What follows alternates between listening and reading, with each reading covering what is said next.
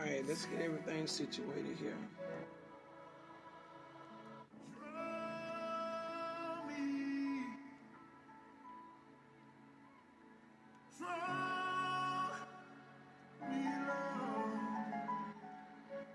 Yes, Lord. Y'all come on in. When you come in, make sure you hit your share button. To be so nice to somebody. To let's share this with them. Let me get this shared onto the trim page.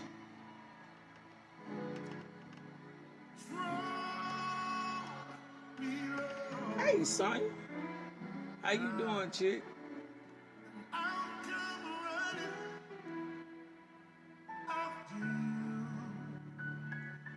Y'all pray for me tonight to carry out the Father's will. I'm going to come right back with y'all. Let me get over here.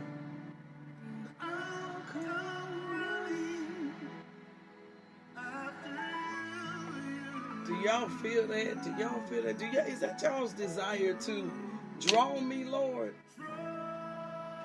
Because you know you can't come except He draw you. Draw me, Lord.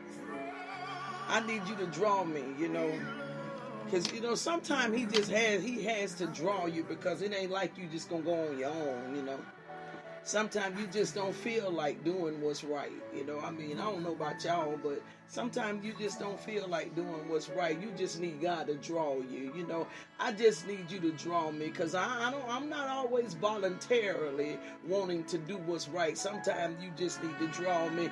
That's the reason why I feel like that Jesus said, He says, no man can come unto the Father except He come by me. Why? Because, hold on. Yeah. I'm at home, I'm on live. Yeah.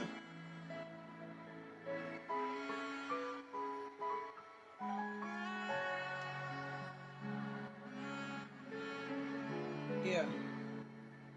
Alright.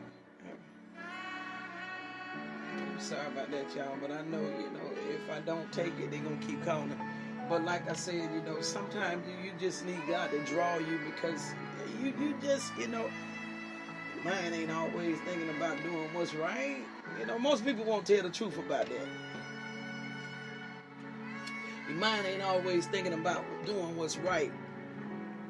So sometimes you just need God to just come through and just draw you. A lot of times I feel like that's the reason why the enemy be like, man, I ain't studying Delphine.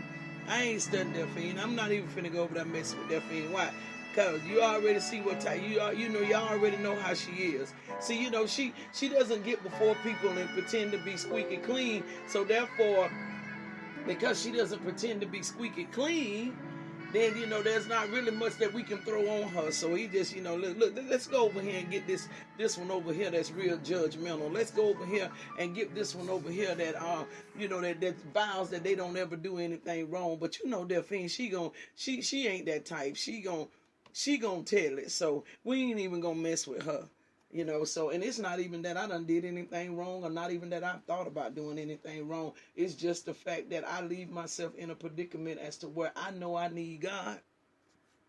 And I always leave the door open as for Him to know that I'm humbled before Him. I don't consider myself to be so perfect and so perfected that nothing can happen, because I'm afraid to put myself in that category. I don't know about y'all. Maybe some of y'all are so squeaky clean and you so perfect that, you know what I'm saying, you know for a fact that ain't nothing gonna happen, to you. You ain't gonna ever do nothing wrong. But you know what? I'm thankful. I can't say that I survived yesterday and I was saved. I can say that up until this very moment right now I've been saved, but I dare not tell you what tomorrow will hold. I will tell you what the Bible says. It says this right here, that you are not to take no thought for tomorrow is suffice for itself. Then Jesus came back and told him, He says, listen, this is how you ought to talk. You should say, if it be the Lord's will. That's how you should talk. So if it be the Lord's will, I desire to be saved and to be kept tomorrow, just as He has kept me thus far I desire to be kept. But baby, you ain't gonna hear me saying, well, I ain't gonna never this and I ain't gonna never. Oh no, I wish I would. Oh no, so I can be tempted with that I said I would never do. Oh no. No. So what I say is I am mortal man, mere flesh, baby. Mortal man, mere flesh, and has to have a supernatural God with the ability to be able to give me strength. He has to put his super on my natural in order to give me the power to sustain.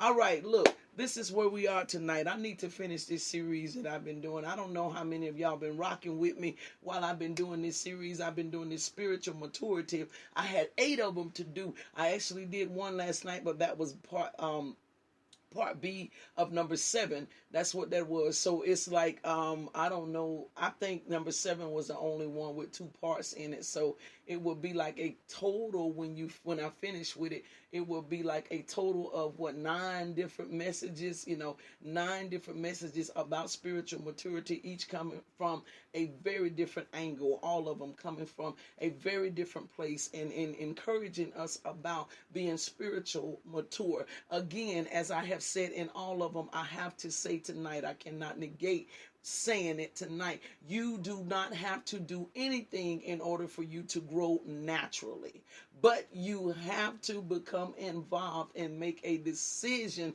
to grow spiritually. Your spiritual maturity is not just going to happen. It's not just going to poof, you are mature. No, it comes from going through some things. It comes from having to make a conscious decision that this is what I want to do. It comes through having to be born again is what it comes through. It comes from having to deal with all different types of things in life, having to be challenged in the 5 areas of life. Life consists of 5 areas, and those 5 areas is going to be spiritual. You're going to be challenged spiritually. So there's going to be an enemy, a devil, a diabolos that is going to present himself to us in order to challenge us spiritually. When we say, confess out of our mouths that Jesus is Lord, that he rose, we believe in his life, in his death, in his burial, and his resurrection. That is a spiritual connection that we are doing. So therefore, a spiritual demon, a devil, is going to Lucifer, Satan, Beelzebub, is going to show up in order to challenge us when it comes to spiritual. That's one area. Another area in life is physical. Let's just go physical. It's going to be a challenge that is going to come as by way of physical. That is the reason why we find ourselves doing things other than what we should do with our physical body. I'm in like a major struggle right now because I've made a decision for 2 days, today and tomorrow, to not consume any type of food, but to only do a detox that I'm doing. Myself and Terry Womack is doing it together. We are doing it, and I posted earlier on my Facebook. I said, girl, I want me some lima beans. I tell you, lima beans, Lord have mercy. I can just smell them. That's just how much of a struggle it is to not follow through with what is going on. So then a physical fight takes place. A physical war begins to take place. These are challenges. And then there is another of the 5 parts of our life. We have what's spiritual, we have physical, we have mental. The challenge begins to come against the mind. The mind begins to go through all types of things. The mind can say things to you. You know, there was a song out years ago that says, my mind playing tricks on me. Bam, bam, bam, bam, bam, bam, bam. Y'all remember that? You know, so it's playing tricks on me. So the mind begins to go through all types of things, all types of challenges. And these are areas, this is where we have to make a decision that we are going to win. And so then you have another area that goes under attack is finances. Finances is a part of life. That is why the Bible says money answereth all things. Finances is a part of life. There is a great challenge that comes when there is a financial challenge. Don't let anybody try to convince you otherwise. There is a great struggle that comes when there is a financial challenge. So finances is one of the areas. Let me go through them to get them here. We have spiritual, physical, mental, financial, and the last one is emotional. Those are the 5 areas as to where we have to win. Have you ever paid attention to your emotions when your emotions are off kilter and all? They would literally get the best of you. A lot of times we mistake what is going on with us mentally with let me turn that. We mistake what is going on with us emotionally with something that's going on mentally. Well, what happens is the emotions is eternal. And so the emotions begin to speak so loud from internally that it goes in and it barricades the brain, and it causes the brain to lock in right there at that very emotion, that very feeling, that thing that makes you feel as though you can't get past this. I don't know how to get past. I'm just stuck right here. I can't get past it. Every time my mind just keeps replaying it. Well, really, to be honest with you, it's not really your mind that's replaying it. It is the emotion, the triggering of the emotion, and then it feeds off to the mind. So if you change the emotion, if the emotion is sadness and you change the emotion, then what will happen is the mind will begin to change. God help me tonight. I'm going to do a little teaching. Yeah, let's get in here. Okay, so the mind will begin to change if you deal with the emotion. So a lot of times we are misconstrued in things. We don't really have the proper definition or the proper defining of what's really going on with things. Like, for instance, I'll give you an example. A lot of times people mistake disappointment with anger. Disappointment with anger. They mistake it.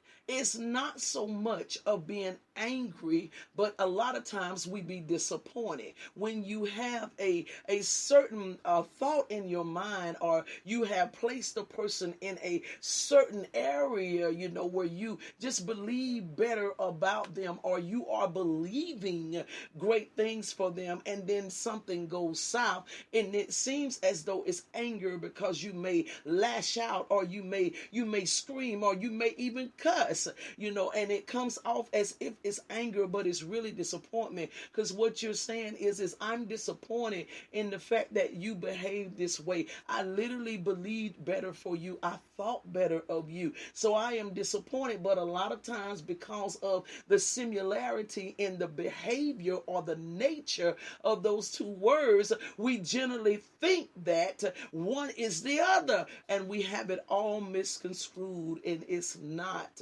the other. So we have to put the proper definition, the proper defining of things. Let me tell y'all something. You cannot carry hurt. There can't be a disappointment in you except you've loved that person. You had to love that person. No one that you don't have a love for can disappoint you. Put a pin in that and remember that. If you ever see a mother that's disappointed in a child, she loves that child. If you see a friend disappointed in another friend, they love that friend. They love them. Disappointment comes from love. It comes from love. Anger comes from hate. Anger comes from a dislike. A dislike. And Jesus said, if you ever find yourself in a position of anger, sin not. Basically, get rid of it really quick, because it is not a safe emotion to have. Get rid of it very, very quick. is what he was saying. So we have to know how to properly use words. I'm an avid person of the dictionary. I love the dictionary. My choice to actually read for real, if I want to just go through with reading some things, if I have some leisure time, I choose to look in the dictionary because I found that there are so many words that we're not even cognitive of. We don't even have a full definition of. There is a lot of things that you really don't know the definition of. You got your understanding from your community. You got your understanding